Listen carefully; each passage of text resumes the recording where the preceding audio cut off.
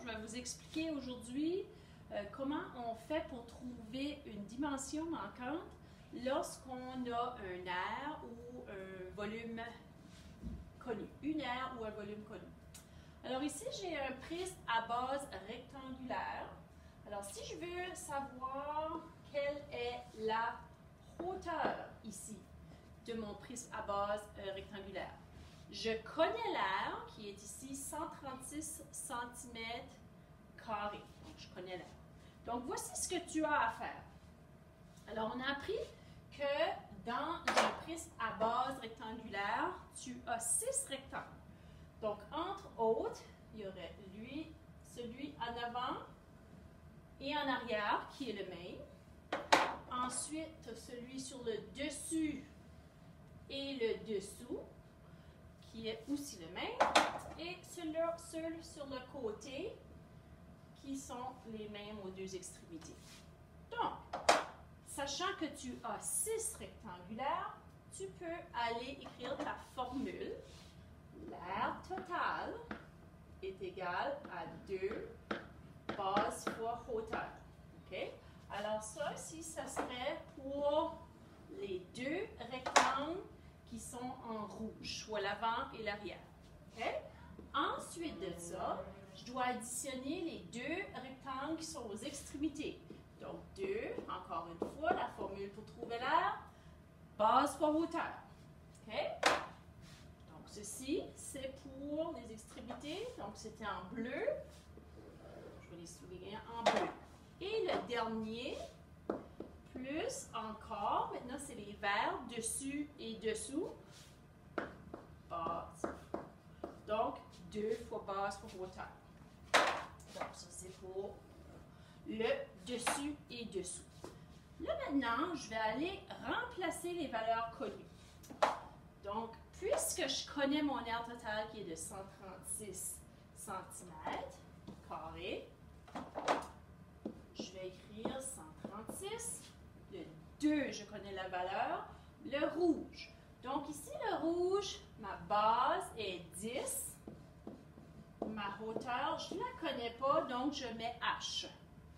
OK? Ensuite de ça, les extrémités. Le bleu ici, donc la base ici, je la mets que celle-là, je la connais, c'est 2. La hauteur ici, je ne la connais pas, donc c'est H. Et ensuite de ça, pour le rectangle vert, donc la base est de 10. 2 fois la base 10. La hauteur qui serait 2. Donc là, je vais aller simplifier mon équation algébrique. Oui, c'est ça.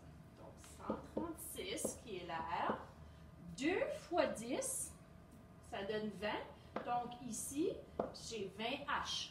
J'ai le droit, contrairement à une addition, de multiplier un nombre entier et une variable. Okay? Plus 2 fois 2 ici qui fait 4, donc 4H. 2 fois 2, c'est 4, donc 4H.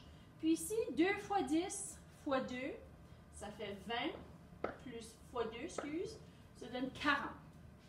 Donc maintenant, voyez-vous ici, j'ai des variables, des valeurs avec des variables, et j'ai aussi des nombres entiers. Donc je peux additionner ces deux-là ensemble, mais je n'ai pas le droit d'additionner le 40 avec ceux-là, parce qu'il n'y a pas de variable avec le 40, contrairement à la multiplication que je viens de faire. Donc 136, ça fait 24H plus 40. J'ai maintenant une équation algébrique, excuse-moi. Donc je vais isoler la variable. Bon, donc je vais aller enlever 40 ici. OK, donc ça me donne 96. 24H. Donc ici, je dois diviser par 24, diviser par 24. Donc, je vais juste remplir. 96 divisé par 24, on donne 4. Donc, H est égal à 4 cm. Puisque puisque je cherche une hauteur, OK, puis le reste de mes unités de mesure est en centimètres et mon aire est de centimètres carrés, donc la hauteur serait de